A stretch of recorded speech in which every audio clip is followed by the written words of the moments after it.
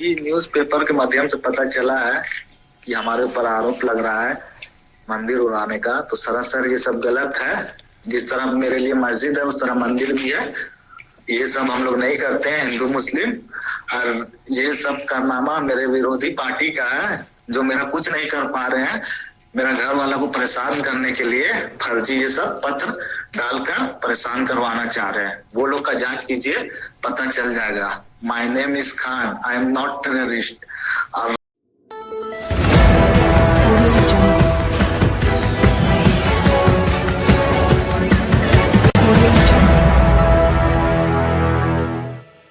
Hello दोस्तों, जय भीम, नमो बुद्धाय।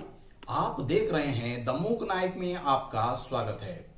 दोस्तों, जैसे कि आप देख रहे हैं कि महाबोधि महाविहार मुक्ति आंदोलन देश में तेजी पकड़ता हुआ दिखाई दे रहा है और हर महीने में कहीं ना कहीं उसकी चर्चा हो रही है दोस्तों।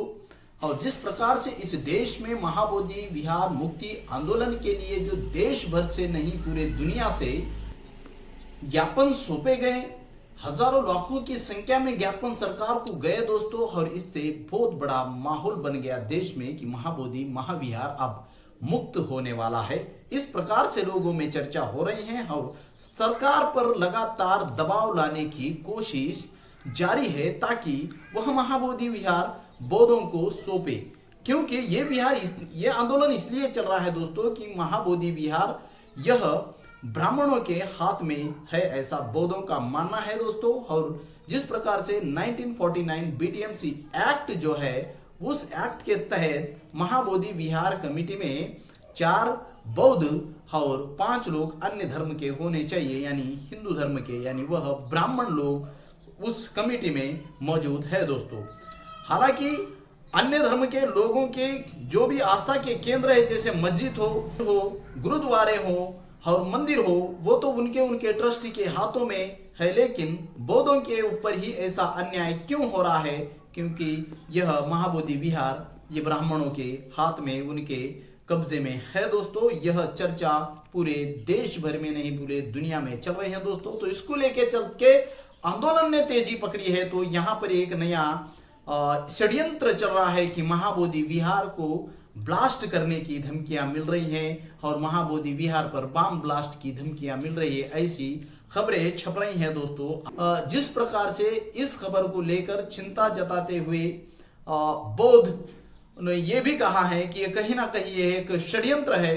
इस डर को फैलाकर उस मुक्ति आंदोलन को कमजोर करने की पूरी साजिश हो रही है। और फिर से वहां पर जिस प्रकार से सिक्योरिटी की बढ़ोतरी की गई है, सिक्योरिटी यहाँ पर बढ़ाई गई है, क्योंकि आने वाले समय में फरवरी 12 तारीख से अनिश्चितकालीन आंदोलन होने वाला है, बैठक होने वाली है। और उस बैठक को कहीं ना कहीं रोकने के लिए और इस आंदोलन को कमजोर करने के लिए, आंदोलनकारियों को डराने के लिए यह सारा षड्यंत्र हो रहा है, ऐसे बौद्ध जनों का कहना है दोस्तों। जैसे कि बम ब्लास्ट से डराने की साजिश चल रही है और वह जो महाबोधि महाविहार है फिर से सरकार के कब्जे में हो या बीटीएमसी के कब्जे में हो, और वहां पर कड़ी सी कड़ी सिक्योरिटी लगाकर बौद्ध जनों को वहां पर परेशान करने की साजिश चल रही है दोस्तों। जो भी बम ब्लास्ट का विषय सामने आया था, जिसका भी नाम आगे कर यह तमाशा किया जा रहा था,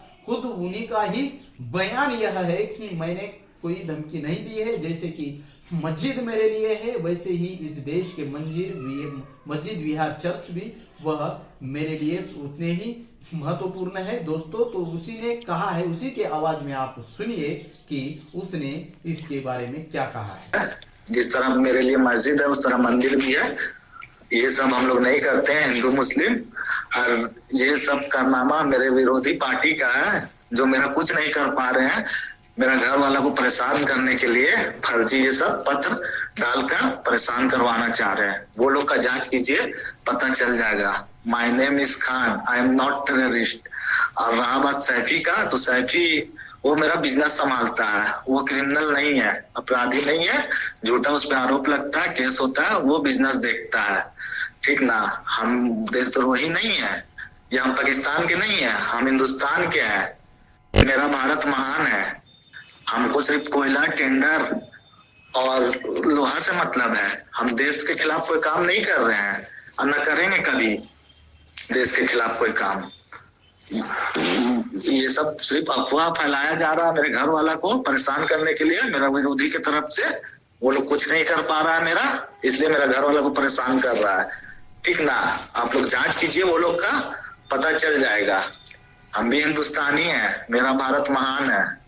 दोस्तों इस प्रकार से उनका बयान यहाँ आया है कि इसमें उनका कोई हाथ नहीं है, वह अपने काम में व्यस्त है और उसके बदनाम करने के लिए ऐसा किसी ने कहा होगा, लेकिन उसका इसमें कोई हाथ नहीं है। फिर इसमें है किसी का हाथ और किसने ये साजिश रची और किसका ये प्लान है, यह पता करना जरूरी है। ये गवर्नमेंट का काम है। और लेकिन यहाँ पर जिस प्रकार से बौद्ध का आंदोलन चल रहा है और बौद्धों को अभी वो आंदोलन सफलता पूर्वक आगे चल रहा है, इसीलिए इस आंदोलन को विफल करने के लिए कहीं ना कहीं ये षड्यंत्र रचे जा रहे हैं और बौद्धों को यह महाबोधि विहार न मिले, यह साजिश कहीं ना कहीं चल रही है। दोस्तों इसको लेके चल के लोगों के भीतर जो डर का माहौल अगर पैदा करने की ये कोशिश जो की है, इसमें डरने की कोई बात नहीं है। सभी बौद्ध लोग वहां पर महाबोधि विहार के आंदोलन में बढ़ चढ़कर हिस्सा ले और वो महाबोधि विहार आंदोलन को सफल करने की कोशिश करे। आने वाले फरवरी 12 से यह अनिश्चितकालीन